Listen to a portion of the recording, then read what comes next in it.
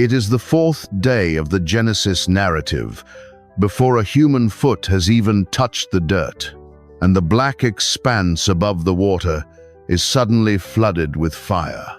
The Creator speaks into the void, hanging massive spheres of light in the firmament, but not just for heat, and not just to push back the dark. The text assigns these objects a strange, hyper-specific job description, a job that has absolutely nothing to do with planting crops, harvesting wheat, or shedding winter coats.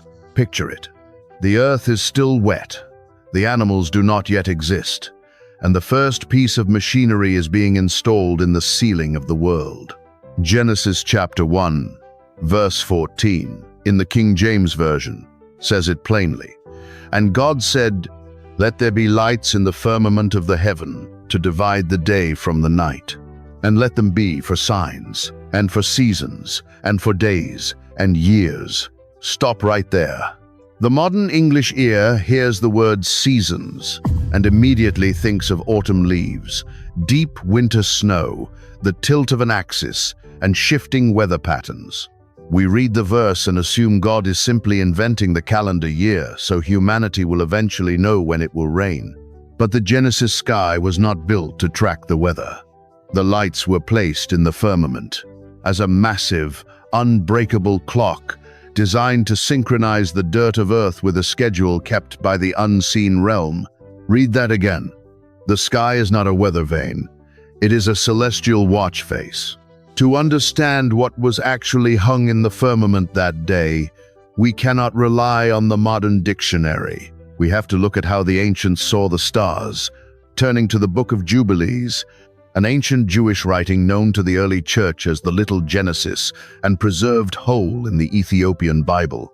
Jubilees did not look up and see burning balls of gas. It looked up and saw the ticking hands of a divine schedule, warning that if humanity ever stopped watching the sky correctly, they would fall completely out of step with the angels. See the scene. The firmament is stretched out like a dark tent, and the lights are positioned with absolute mathematical precision. The clue hiding in the English translation of Genesis is that single word seasons.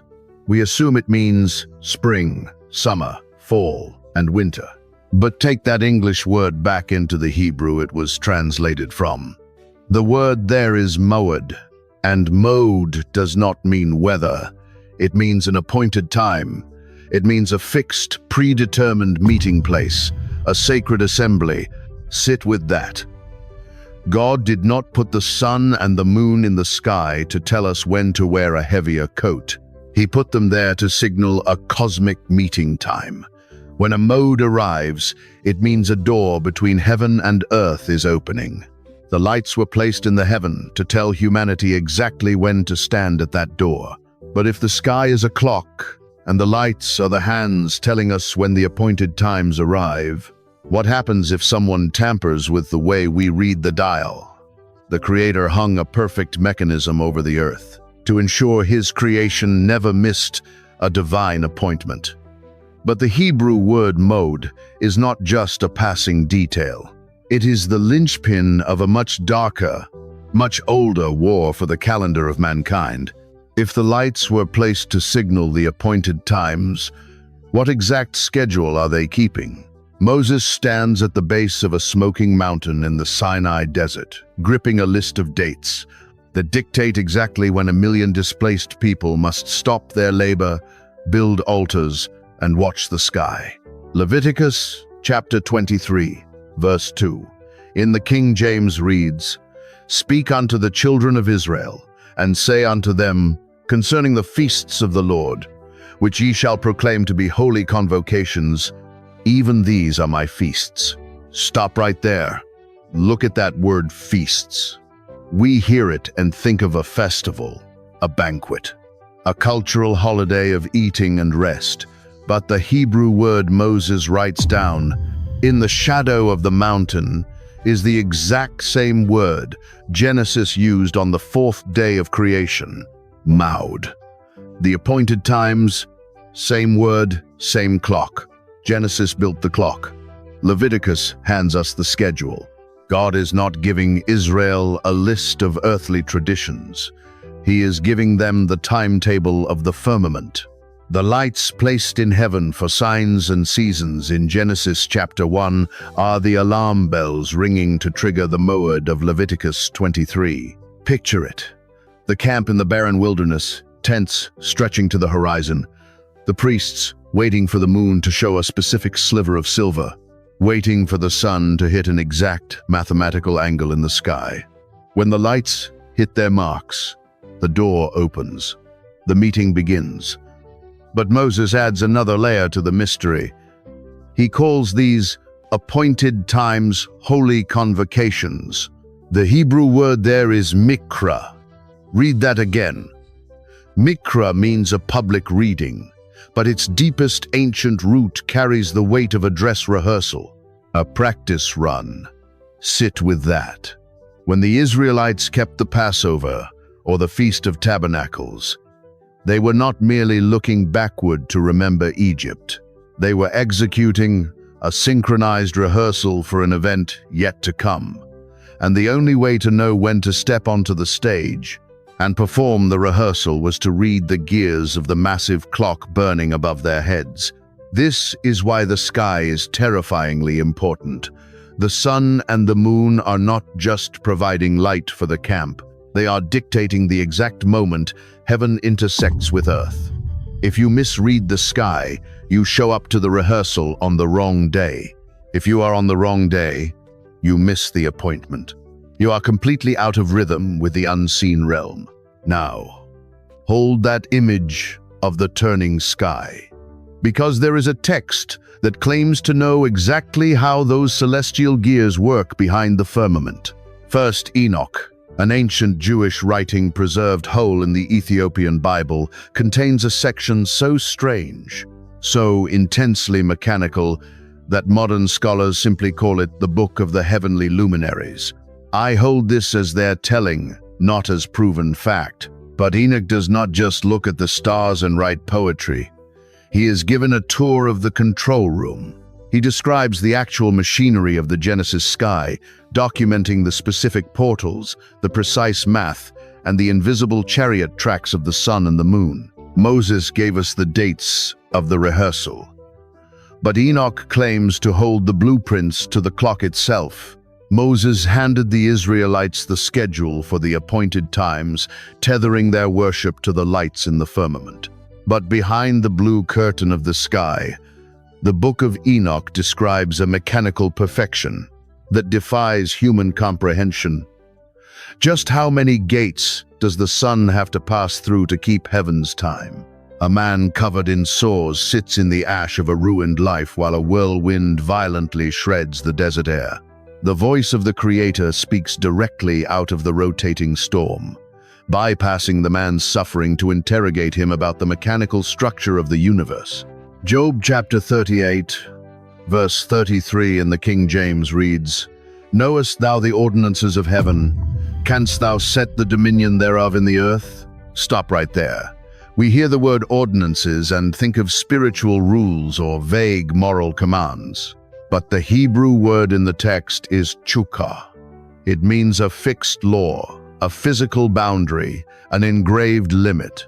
God is not asking Job about theology. He is asking Job about cosmic engineering. He is pointing up at the Genesis sky, at the lights placed for signs and seasons, and asking if this mortal man understands the gears running the clock. Read that again. The firmament is a machine, and Job does not know how it works. But the ancient world claimed someone else did. Enoch, the patriarch taken before the flood, whose visions form the book of the heavenly luminaries. Enoch answers the terrifying question spoken out of the whirlwind. He claims an angel named Uriel walked him through the doors of the firmament to see the backside of the watch face. See the scene. The veil of the blue sky is pulled back, revealing a massive, terrifying system of portals at the extreme edges of the earth. Enoch describes 6 massive gates in the east and 6 gates in the west. The sun does not just drift randomly across an empty vacuum. It is a celestial chariot, driven by invisible, mathematically precise winds. It emerges from a specific eastern gate, runs its track, and descends into a corresponding western gate. Enoch watches as the sun rises from the first gate for a strict number of days, then shifts to the second gate, carving the times and seasons into the earth, not by changing weather, but by shifting portals. Picture it, a burning sphere locked into a divine groove.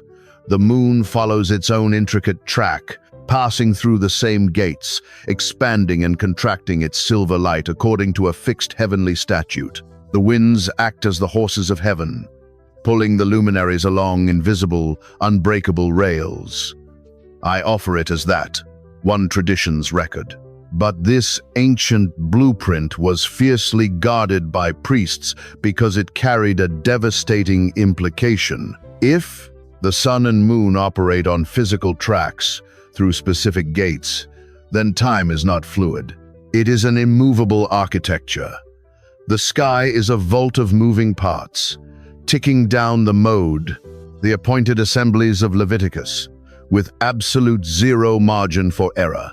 The gears do not speed up. The chariots do not slow down. The winds blow exactly as they were commanded on the fourth day of creation, dragging the sun through the gates to trigger the exact days of worship. Two ancient texts, one whirlwind, one mechanical sky. The gears of the firmament turn with ruthless, unchangeable precision through the gates of heaven. But the ancient priests knew that this massive astronomical machine was calibrated to a very specific, unbreakable number. What is the exact mathematical sequence that keeps the earth perfectly aligned with the angels? An aging patriarch seals himself inside a pitch-covered ark while the sky collapses, but even in the dark, he is counting. He is tracking a timeline so precise that the text records the exact month and the exact day the water broke, tethering the destruction of the world to a rigid, mathematical grid. Genesis chapter 7, verse 11 in the King James reads, "In the 600th year of Noah's life, in the second month, the 17th day of the month, the same day were all the fountains of the great deep broken up, and the windows of heaven were opened." Stop right there. Noah is floating on a destroyed earth, cut off from the sun and the moon, yet he is fiercely documenting a calendar. He is not guessing the passing of time based on the weather. He is tracking the exact schedule, instituted back on the fourth day of creation, when Genesis chapter 1 commanded the lights in the firmament to be for days and years. Look closely at that English word years. Translated back into the Hebrew, the word is shana. Its root means to repeat, to duplicate, to fold back on itself. Read that again. A year in the biblical mind is not just a linear passing of time. It is a perfect, unbroken loop. It is a celestial gear completing one full rotation. But what is the exact measurement of that rotation? The Book of the Heavenly Luminaries, the ancient text guarded in the Ethiopian canon, gives us the precise number that runs the clock, 364. Enoch claims the sacred solar year. The path of the sun through the six gates of heaven takes exactly 364 days, not 365 and a quarter. Not a shifting lunar cycle of 354. Exactly 364 days. Test it the way the Bereans tested everything. But look at the staggering implication of that specific number. 364 is perfectly divisible by 7. It equals exactly 52 weeks. The math is absolute. If the biblical year is 364 days long, the calendar never shifts, it never floats. Passover falls on the exact same day of the week. Every single year, the Day of Atonement never drifts. The appointed times, the moed, are locked into a permanent, unchanging structure. When the angels assemble for a holy convocation in heaven, the earth can meet them at the exact same second, on the exact same day, in a synchronized rhythm. Picture it. A temple ceiling turning in perfect harmony with the priests below. But if you follow a lunar calendar, watching the phases of the moon to determine the months, your year is only 354 days long. You lose 11 days every cycle. Your feasts begin to drift backward through the seasons. You have to invent leap months to catch up. You are no longer following a fixed heavenly statute. You are guessing. Same sky, different clocks. Enoch warns that the sun is the true anchor of the 364-day year, pulling the chariot through the gates in absolute order. The unshifting math was designed to protect the rhythm of worship, to keep the dirt of earth in step with the fire of heaven. A perfect mathematical loop was set into the firmament to ensure humanity never missed the appointed assemblies. But the Book of Jubilees records an ancient, terrifying prophecy that mankind would eventually abandon this solar perfection, choosing instead to follow the drifting silver light of the moon. When did the earth lose the count? The prophet Isaiah stands in the streets of 8th century Jerusalem, his voice cutting through the smoke of 1,000 burning sacrifices, delivering a terrifying eviction notice from heaven. God is rejecting the worship of his own temple. The Creator looks down at the bleeding altars, the burning incense, and the gathering crowds, and declares that he absolutely despises the very sacred assemblies he commanded at Sinai. Isaiah chapter 1, verse 14, in the King James reads, "Your new moons and your appointed feasts, my soul hateth. They are a trouble unto me. I am weary to bear them." Stop right there. Look closely at that verse. God does not say he hates the appointed feasts. He says he hates your appointed feasts. The Hebrew word is the exact same one used in Genesis on the 4th day, mode. But something catastrophic has shifted.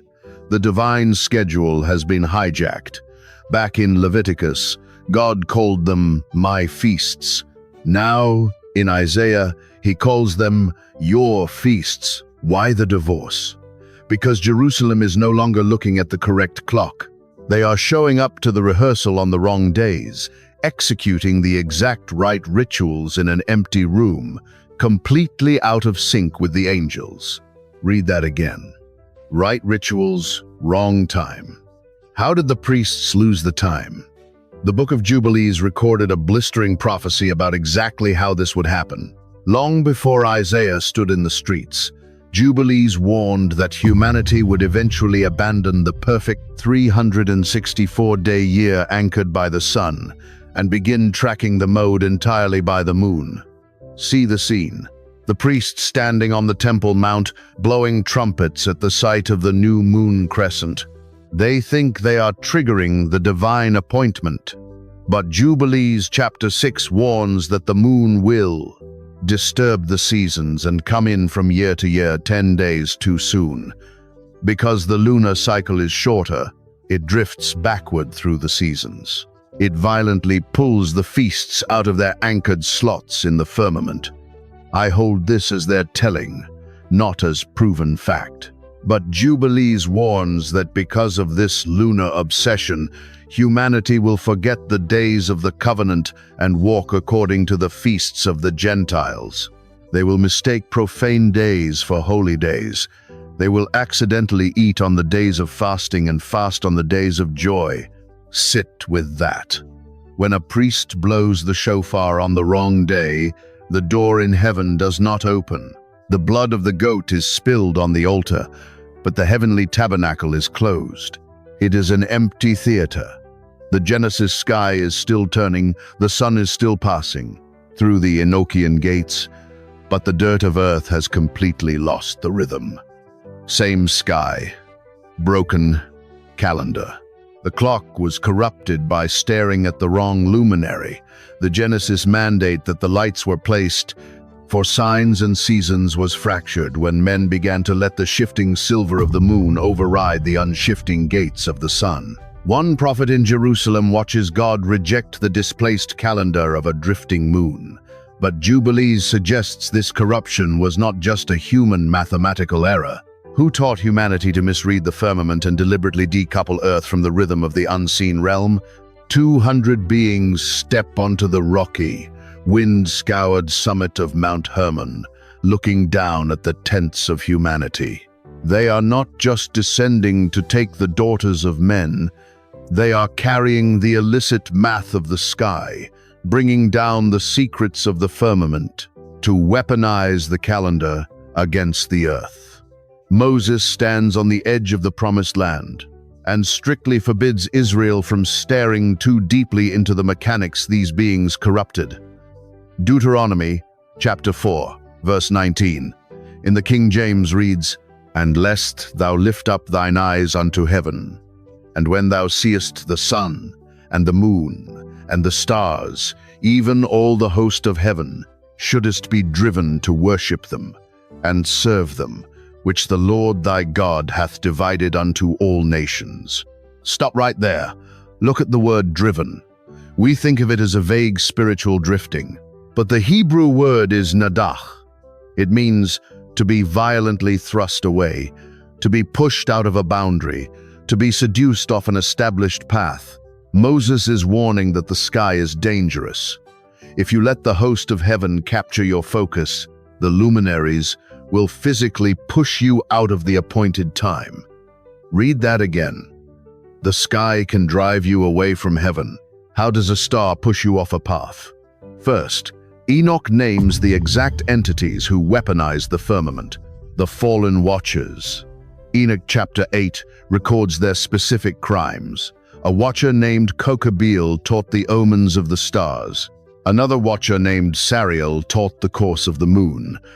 I offer it as that, one tradition's record. But notice what the watchers are teaching. They are not teaching humans how to build altars to demons. They are teaching them altered astronomy. They are teaching them how to misread the clock, see the scene. The watcher, Sariel, standing in the dirt, pointing up at the shifting silver of the moon, whispering to early humanity that this drifting orb is the true timekeeper. He takes the Genesis machine, calibrated perfectly to the sun, and introduces a glitch. Why? Because if the lights in Genesis chapter 1 were placed to keep the mode, the sacred assemblies, then the greatest act of rebellion is to change the meeting time. Sit with that. The watchers do not need to stop humanity from worshipping. They only need to hand humanity a broken watch. If you convince the priests to follow the lunar cycle, instead of the perfect 364-day solar year, the feasts drift. The rituals are performed exactly as Moses commanded, but they are performed on the wrong day. The door to the unseen realm is shut. Earth is completely decoupled from the rhythm of the angels. We assume the fallen angels destroyed the earth with pure violence. But the text suggests their most devastating weapon was a corrupted calendar. Same sky, different masters. Moses knew what happened on Mount Hermon. He knew the host of heaven could be weaponized to Nadash, to drive Israel away from the Moed. By the time Jesus walks the earth, the official priesthood in Jerusalem is tracking the moon, blowing the trumpets on a shifting lunar schedule. The corruption of the watchers has fully infected the temple. But not everyone accepted the broken watch, because somewhere out in the barren wasteland, a massive group of priests abandoned the city entirely, taking the ancient solar math with them into the caves. The watchers handed humanity a broken clock, and the temple in Jerusalem accepted the lunar drift. But if the official priesthood lost the appointed times, who was left out in the desert to keep the true rotation of the firmament?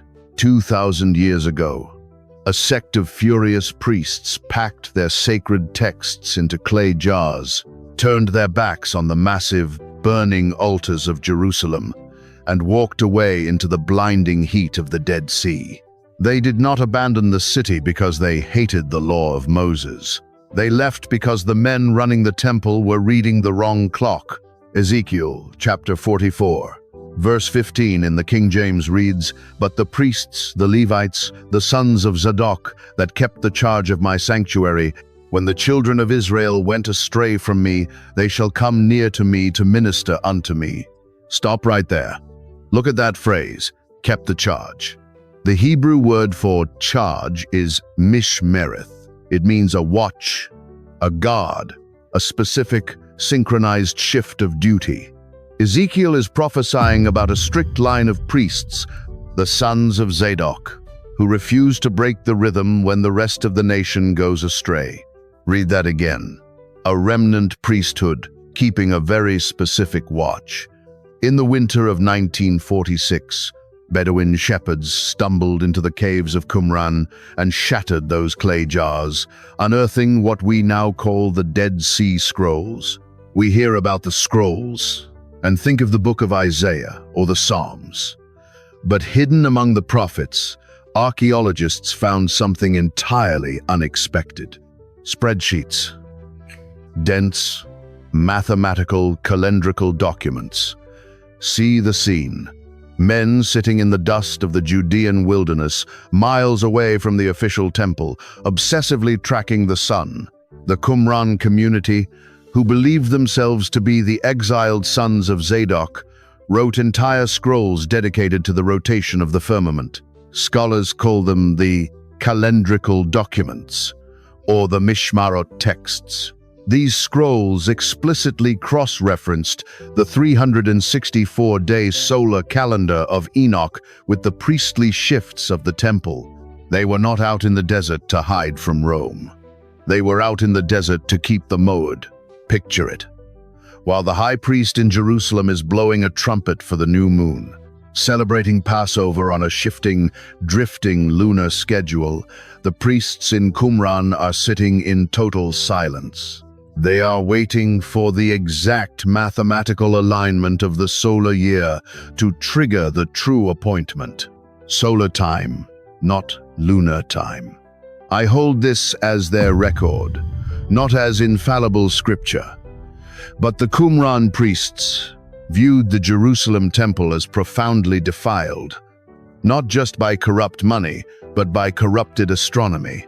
They believed the Watchers had successfully infected the mainstream priesthood with the lunar drift. They believed the entire nation of Israel was performing the right rituals on the wrong days, completely severing the earthly sanctuary from the heavenly one. Sit with that. A blood sacrifice performed on the wrong day is not a moed. It is just a dead animal in an empty theater. The men of Qumran chose absolute starvation and isolation over a broken watch. They meticulously mapped the courses of the sun through the Enochian gates, synchronizing the 24 priestly shifts with the immovable structure of the stars. They sealed their math in jars to preserve the unbroken loop of the Genesis sky, waiting for a day when the earth would finally sync back up with the angels. Same desert, same clock. They held the line in the dust, guarding the gears of a machine that had been running perfectly since the fourth day of creation. The men in the desert preserved the exact math in clay jars, while the rest of the world followed the drift of a corrupted moon. But the sky above us is still turning on the rigid tracks it was given at the dawn of creation. When we go back to the opening page of Genesis, what is really spinning in the dark? Go back to the room where this film began. The fourth day of the Genesis narrative. The earth is still wet. The animals do not yet exist, and the dark expanse above the water is suddenly flooded with fire. You have read that scene 100 times. You have looked at the sun and the moon your entire life. But tonight, you are not looking at burning gas in an empty vacuum. You are looking at the spinning gears of a temple ceiling. Genesis chapter 1, verse 14, in the King James reads, "And God said, Let there be lights in the firmament of the heaven, to divide the day from the night, and let them be for signs and for seasons." Stop right there. That single word in English hid a war that spanned from the summit of Mount Hermon to the caves of the Dead Sea. Seasons. The Hebrew mode, the divine appointment, the sacred assembly, the rehearsal. Read that again. The sky is not a weather vane. It is an alarm bell. The Creator did not just hang lights to push back the dark. He installed a 364-day interlocking mechanism, a perfect mathematical loop that ensured the dirt of earth would never fall out of step with the fire of heaven.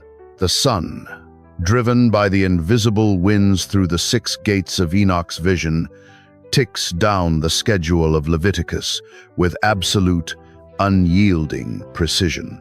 Every feast, every mikra, every dress rehearsal of redemption was hardwired into the ceiling of the world before Adam ever drew a breath. Picture it, the firmament turning in perfect harmony with the unseen realm. The watchers tried to break the dial. They pointed early humanity to the shifting silver of the moon, decoupling the earthly priesthood from the heavenly calendar. Jerusalem accepted the drift, blowing their trumpets on a lunar schedule that slowly unmoored them from the ancient math. The feasts floated away from their anchored slots, but the men of Qumran proved that the mechanism itself never actually stopped running. The watchers could only blind humanity to the clock. They could not actually break the gears. The sun is still passing through the gates. The fixed law of the heavens remains untouched by the corruption of the earth. I offer this as one reading, not the final word. We hold the fragments left in the clay jars and the warnings preserved in the Ethiopian canon, and we trace the outline of a massive, ancient machine. We know why the calendar war was fought. We know exactly how the sons of Zadok counted the days to guard the rhythm of heaven, but as to when the final Maud will trigger, or what it looks like when the heavenly chariot passes the last gate, we do not have every answer. The desert is still holding the rest. But you will never look at the night sky the same way again. It is not an empty, silent space. It is a schedule. If this shifted how you see the firmament, comment the word "watched" down below. Subscribe to the channel, because we are decoding the physical mysteries of the biblical world every single week. And send this to one specific person who loves the Genesis creation account but has never heard about the war for the calendar. The clock above us is still turning. We just have to remember how to read the hands.